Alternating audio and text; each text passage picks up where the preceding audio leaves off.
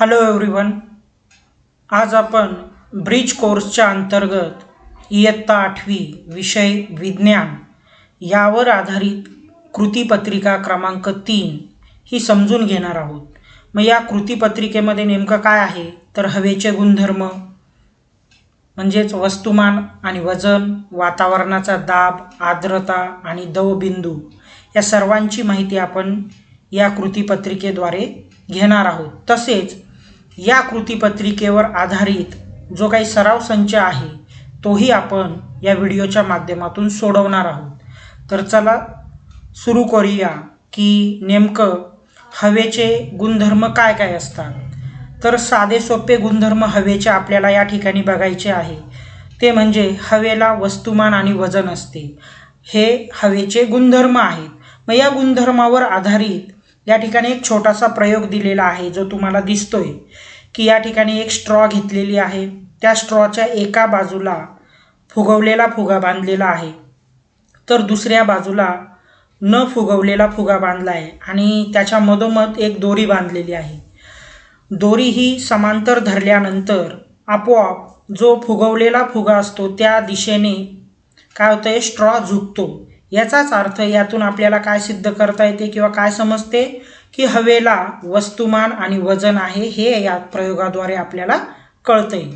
आता वातावरणाचा दाब बघा, पृथ्वीवर सर्व बाजूंनी हवेचे आवरण आहे. या आवरणालाच आपण वातावरण असे म्हणत असतो. मग वातावरणीय दाबाची प्रचिती येण्यासाठी आपण हा प्रयोग करणार आहोत. बघा, पाण्याने भरलेल्या पेल्याच्या तोंडावर पुठ्ठ्याचा तुकडा बसवायचा आहे.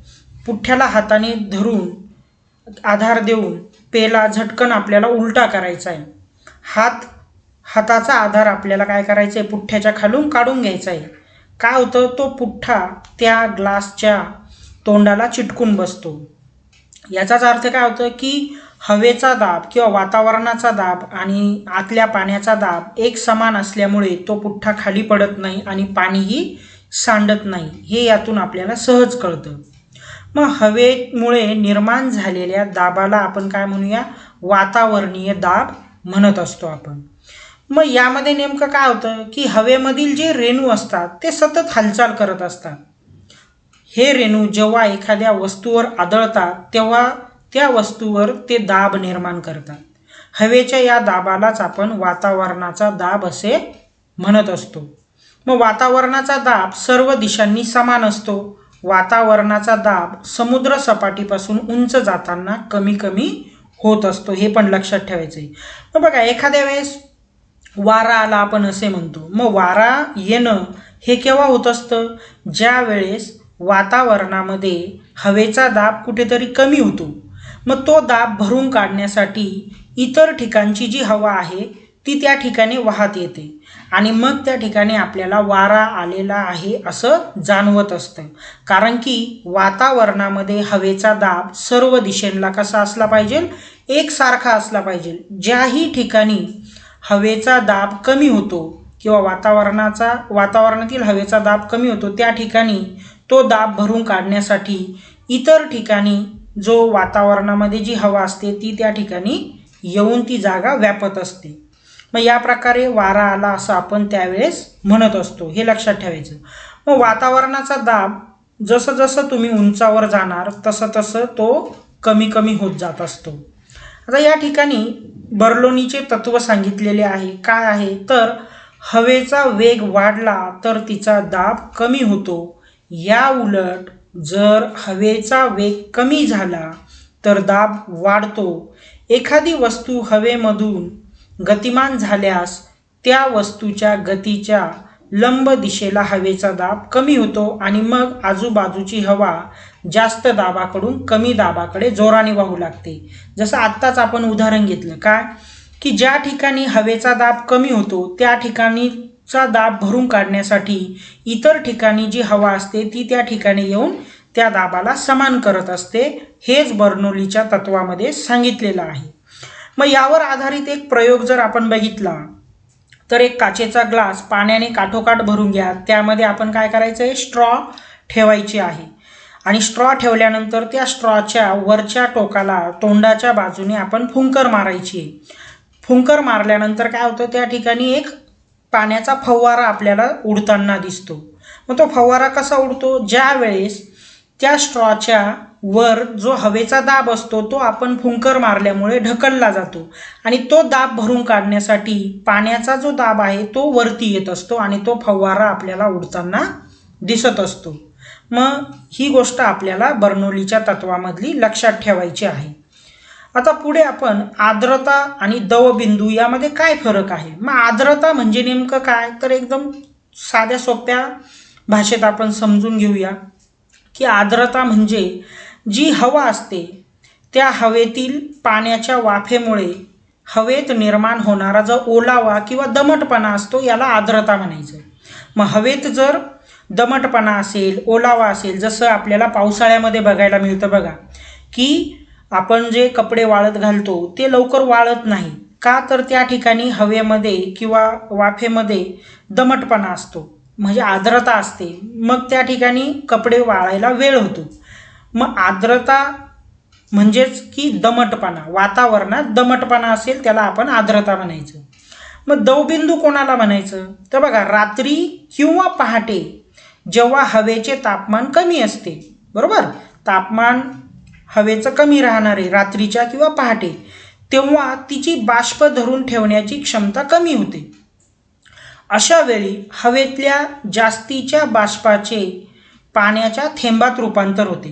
म्हणजे जेवढं बाष्प धरून ठेवलंय ते तसंच राहतं, परंतु इतर जे काही आहे ते बाष्प मात्र त्याचं रूपांतर पाण्याच्या थेंबात होतं. यालाच आपण दवबिंदू म्हणतो. जे आपल्याला बघा हिवाळ्यामध्ये आपण बाहेर पहाटेच्या निघालो की गवतावरती जे पाण्याचे थेंब असतात त्याला आपण थोडक्यात दवबिंदू म्हणत असतो. हे दवबिंदू कसे तयार होतात, की तापमान कमी झालं की बाष्प धरून ठेवण्याची क्षमता कमी होते आणि जास्तच्या बाष्पाचं रूपांतर कशामध्ये होत असतं, पाण्याच्या थेंबामध्ये होऊन जातं. त्यातून दवबिंदू तयार होत असतात. तसेच दुपारी जेव्हा तापमान वाढलेले असते तेव्हा बाष्प धरून ठेवण्याची क्षमता सुद्धा वाढलेली असते. त्यामुळे हवेच्या क्षमतेच्या मानाने हवेतील बाष्पाचे प्रमाण कमी होते. अशा वेळीस आपल्याला हवा कोरडी असल्याचे जाणवते, बरोबर आहे. जसं की आपल्याला माहिती आहे की उन्हाळ्यामध्ये काय होतं, कपडे लवकर वाळतात. मग ते का होतं तसं, तर कपडे वाळण्याच्या मागचं कारण काय आहे की त्यावेळेस बाष्प धरून ठेवण्याची क्षमता सुद्धा वाढलेली असते आणि फार कमी प्रमाणात काय होत असतं, जे पाण्याचं रूपांतर आहे इतरत्र ते कमी होतं. तसंच तापमान जास्त असल्यामुळे त्या राहिलेल्या थोड्याफार पाण्याचं बाष्पीभवन वेगाने होतं आणि म्हणून उन्हाळ्यात काय होतं, कपडे लवकर वाळतात. तसंच जर बघितलं तर हवा जी आहे ती काय असते, उन्हाळ्यामध्ये किंवा तापमान वाढलेलं असेल त्यावेळेस ती कोरडी जाणवते, कारण बाष्प धरून ठेवण्याची क्षमता त्यावेळेस वाढलेली असते.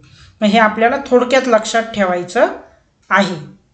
पावसाळ्यात तसेच समुद्रकिनारी हवेतल्या बाष्पाचे प्रमाण भरपूर असते.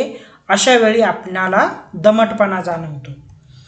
त्यानंतर पुढे बघा की प्रकाशाचे विकिरण. आता प्रकाशाचे विकिरण याला साधा सोपा शब्द काय आहे की जो काही प्रकाश आहे तो पसरवणे, कशाच्या माध्यमातून, हवेच्या माध्यमातून, आणि त्यानंतर एखादी वस्तू आपल्याला दिसणे, यालाच आपण थोडक्यात म्हणूया प्रकाशाचे विकिरण. जसं की आपल्या सर्वांना माहिती आहे की हवा ही अनेक घटकांचं मिश्रण आहे. जसं की त्याच्यामध्ये धूळ आहे, धूर आहे, बाष्प आहे, अतिसूक्ष्म कण आहे. हे प्रकाश किरण हवेमध्ये काय करत असतात, हेच सूक्ष्म कण प्रकाशाला सर्व दिशेने पसरवण्याचं काम करत असतात आणि ह्याच नैसर्गिक घटनेला काय म्हणतात, प्रकाशाचे विकिरण असे म्हणतात. मग प्रकाशाचं विकिरण झालं की आपोआप आपल्याला आपल्या आजूबाजूच्या ज्या वस्तू आहेत त्या दिसायला लागतात, कारण की जो प्रकाश किरण आहे तो पसरवण्याचं काम हवा करत असते. हवेने जेवढे प्रकाश किरण पसरवले तेवढा परिसर आपल्याला डोळ्यांनी दिसायला सुरू होत असतो. मग वातावरणातील नायट्रोजन, ऑक्सिजन सारख्या वायूंच्या रेणूमुळे सूर्यप्रकाशाचे विकिरण होते आणि त्यामुळे आपल्याला दुपारी किंवा सकाळच्या टायमात आकाश हे निळ्या रंगाचं दिसत असतं, कारण की त्या टायमात जो काही प्रकाश आहे त्या प्रकाशातला निळा रंग जास्त प्रमाणामध्ये हवेमध्ये काय होतो, विखरत असतो, विखुरतो, पसरतो, म्हणून आपल्याला आकाश निळे दिसते. जर वातावरणच नसेल, वातावरण नसेल म्हणजे हवा नसेल, मग वातावरण जर नसेल तर आपल्याला आकाश हे निळे दिसणार नाही, लाल दिसणार नाही, पूर्णपणे काळे दिसेल. हे आपल्याला लक्षात ठेवायचे आहे. म्हणून हे वेगवेगळे रंग आकाशातले बघण्यासाठी आपल्याला हवा, वातावरण महत्त्वाचं आहे. तेव्हाच प्रकाश जो आहे तो विखुरला जाईल, पसरला जाईल, त्याचे किरण सर्वत्र पसरतील आणि मग हे वेगवेगळे रंग आणि वस्तू आपल्याला दिसायला मदत होत असते. म्हणून प्रकाशाचे विकिरण महत्त्वाचे आहेत. तर आता आपण या ठिकाणी पत्रिका क्रमांक 3 ही थोडक्यात समजून घेतली. आता यावर आधारित जो काही सराव संच आहे तो या ठिकाणी आपण सोडवणार आहोत. मग त्यामध्ये बघा, पहिला जो प्रश्न दिला आहे की पुढील प्रश्नांची उत्तरे लिहा. यामध्ये आपल्याला सहसंबंध पूर्ण करायचा आहे. जसं निळे आकाश प्रकाशाचे विकिरण म्हटलेलं आहे. मग वाहणारे वारे जो आहे तो म्हणजे वातावरणाचा दाब. बघा, वातावरणाचा दाब ज्या ठिकाणी कमी होतो तिथे लगेच वारे काय होतात, वाहायला सुरुवात करतात. मग वातावरणाचा दाब हे या ठिकाणी उत्तर असेल. दुसरा जो आहे प्रश्न तो बघूया आपण की पृथ्वीच्या भोवती वातावरण जर नसेल तर दिवसा आकाश कसे दिसेल. आत्ताच आपण याचं उत्तर बघितलं. जर पृथ्वीच्या भोवती वातावरण जर नसेल तर त्या ठिकाणी आकाश आपल्याला पूर्णपणे काळं दिसणार आहे, कारण की प्रकाशाचं विकिरण होणार नाही वातावरण नसल्यामुळे. आणि विकिरण झालं नाही तर वेगवेगळे जे आकाशातले रंग आहेत, जसं दुपारचा निळा रंग म्हणा किंवा सायंकाळचा तांबडा रंग, हा आपल्याला दिसणारच नाही. त्यामुळे हे उत्तर त्याचं तुम्हाला लक्षात ठेवायचं आहे की आकाश पूर्णपणे काळं दिसणार आहे. पुढचा प्रश्न बघा, गोवा किंवा माउंट एव्हरेस्टचे शिखर या दोन्हींपैकी कोणत्या ठिकाणी वातावरणीय दाब कमी असेल व का. बघा, माउंट एव्हरेस्ट या ठिकाणी या शिखरावरती वातावरणाचा दाब कमी असणार आहे. जसं की आपण बघितलं, समुद्र सपाटीपासून जसं जसं आपण उंचावरती जाणार आहोत तसं तसं जो वातावरणाचा दाब आहे तो कमी कमी व्हायला सुरुवात होत असते. हे त्याचं उत्तर आहे.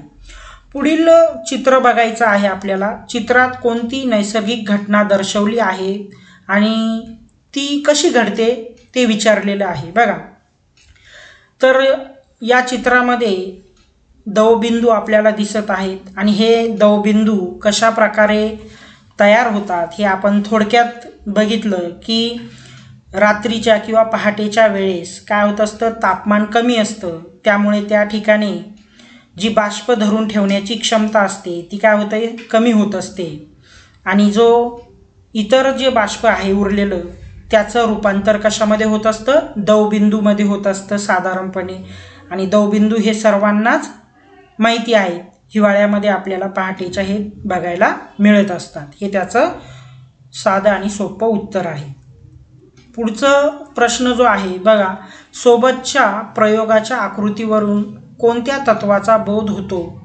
संबंधित तत्व किंवा नियम आपल्याला स्पष्ट करायचं आहे. पाण्याचा फवारा आहे, स्ट्रॉ आहे, पाणी आहे, याविषयी आधीच आपण कृतीपत्रिका समजून घेताना माहिती घेतलेली आहे की हे बर्नौलीचं तत्व आहे. बर्नौलीच्या तत्वामध्ये काय म्हटलेलं आहे त्याने की वातावरणाचा दाब हा चारही दिशेंना समान असतो आणि तो दाब समान करण्यासाठी इतर ठिकाणाहून हवेचा दाब हा त्या इतर दाबाला समान करून घेत असतो.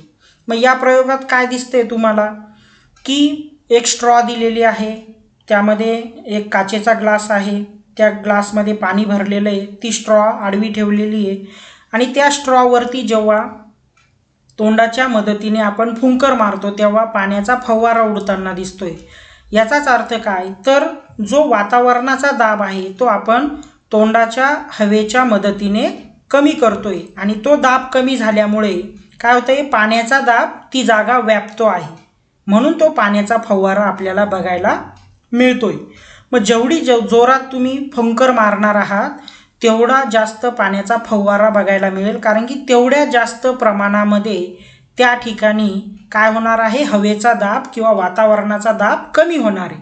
मग तो दाब भरून काढण्यासाठी पाण्याचा जो दाब आहे तो वरती येऊन ती जागा किंवा तो जो काही भाग आहे तो समतोल करण्याचा प्रयत्न करतोय.